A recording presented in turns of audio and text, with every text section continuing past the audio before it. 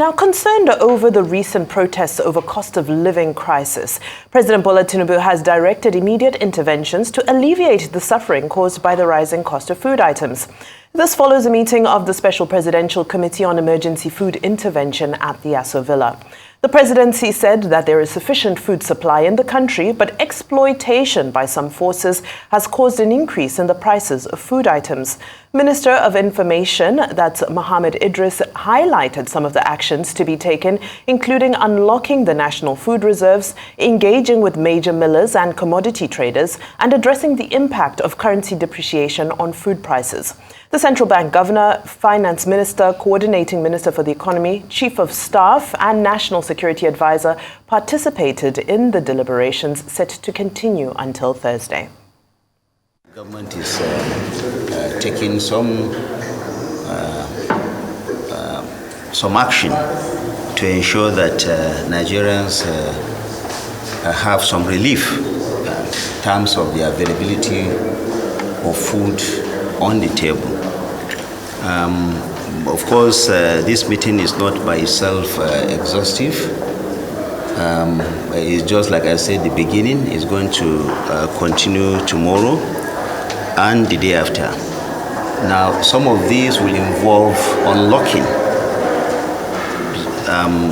the foods that are available in most of the storage facilities around the country. You know that the Federal Ministry of Agriculture has some food reserve that is going to be made available to Nigerians. Government is also talking to major millers and major commodity traders to also see what is available in their stores, to open it up so that government will provide some intervention, discuss with them, and provide some intervention to make this food available to Nigerians. What government is noticing is that actually there is still food in this country. Some people are taking advantage of the situation, especially because of the high cost, the rise in or the depreciation in the value of our currency. That has led to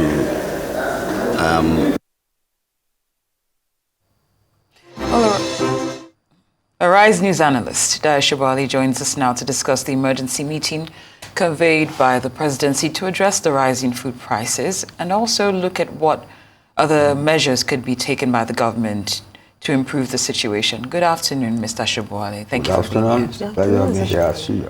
Of course. Now, some analysts are saying that there were a lot of divergent views that were highlighted in this meeting, and they're emphasizing the need to build a quick cohesion, when it comes to coming up with the national food and security strategy. And we know that this meeting is also supposed to happen today and tomorrow. Do you also agree that there were some divergent views in that? What sort of divergence? Okay, I'll just give an example here. For instance, the Agric Minister wants major expansion of croplands while the Environment Minister prefers intensified farming on existing lands. Just as an example. That is immaterial. See, they are having an emergency meeting, get me? To make sure that the food supply chain gets to people. It's a supply chain issue. I'm happy they're having that meeting. That is if it's not too late. Yesterday, you were talking here. I was saying that if you go to our markets, you see food. You see food, ripe, good food, fruits, yams, and all that. And you see people flooding it. But then, people can't buy those things. So I said something was wrong. Now they are talking of food reserves. I'm happy. So we have food reserves. If you have food reserves, what are we reserving it for? If not for occasions like this, it will unleash what is there. And then you say the supply chain is being manipulated. For government to say that the opposition is manipulating things, yes, that is what is expected of the opposition. The opposition, like they said in some literature, has enough malice to make itself merry with the embarrassment of the government. So that is politics. They should be able to handle that. What they should do is to have a clear head on what their goals and achievements are. And you see, we are still having a hangover from these IMF conditionalities. And we are still behaving as if globalization is on. Whereas, even at source, they are discussing globalization, because even the America, Britain, they have lost jobs because they have sourced to China, to India, and so on. But we are still having that hangover. We don't want to intervene. We don't want to arrest situations when they are deteriorating, because the textbook on financial management in modern democratic economy says you should not intervene. Government must intervene. See, look at the market.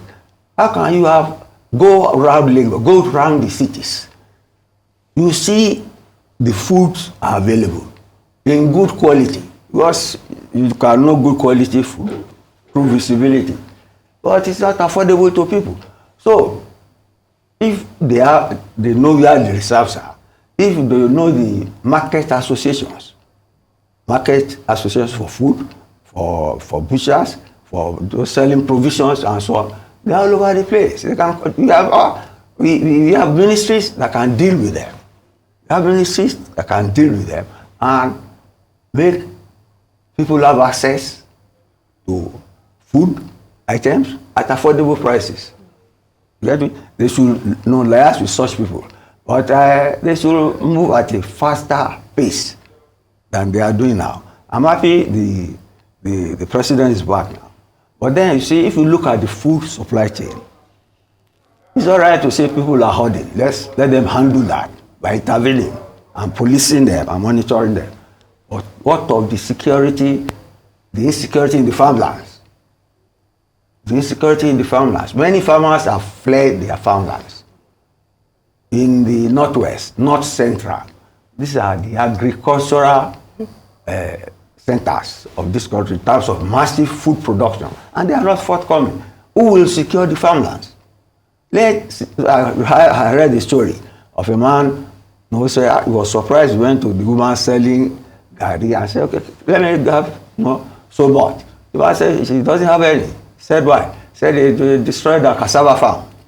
So she's looking for something else to do. You see, if our farmlands are not secure, that's the source food production. I mean, the food chain starts from production. Yeah. If that is not there, if the stores are not safe or have been looted, and if the stores are even hoarding the reserves and are not releasing appropriately to the market, they have a problem. That is the duty of government to monitor and make sure such things are stopped. Absolutely. Mr. Sobowale, I'd like to approach this conversation from another angle. Of course, globally, we've seen a general cost of living crisis. Now, when you look at some of the European nations last year, very briefly, you look at some of the European nations last year, Hungary, Croatia, even Italy and France, they started looking at price controls. Is it time for us to look at price controls in Nigeria for basic goods? Yeah. So should the government cap prices on basic goods? Of course, like so many other things. That's why I keep on saying IMF conditionalities. I say the regulation angle. I'll be repeating the word regulation because it's that mindset that is holding the hand of government back. Okay, let me give you another example. Ukraine makes wheat, and Russia, because they had problems. That's why we have heavy wheat. Absolutely. African nations are suffering more because we get about 20 billion imports and they are fighting. But you see, they wanted to make wheat go through Poland to, I think, to Turkey, to the Crimea, to export it. But in making it through Poland, some people were buying it, and the prices of wheat products fell in Poland. Poland sealed this border against, so they had to police the convoy going through, so they don't sell in Poland, so that their farmers don't suffer. They're protected. Yeah. You get me? Even right now, some farmers, I think in France or something, they are protected. You see, we have made subsidy a pejorative word here. There are subsidy is the help of government to make people live a better life and get bigger purchasing power instead of languishing in hunger and malnutrition. Well, thank you so much, Mr. Sobowale, for your insight. It's a pleasure to have you as always. Thank you.